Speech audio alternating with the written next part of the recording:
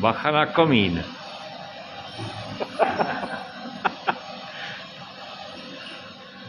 No máš, seš nad Prahou. A to uwaga na komín, to je v Polsku, ne? Polsky, uwaga na komín. No. No. Jako znacie polski język? No trošku. Trošku, ale Czech jesteś. Čech, no. Já jsem z Liberce. Jo, to No. niedaleko. Není, ne.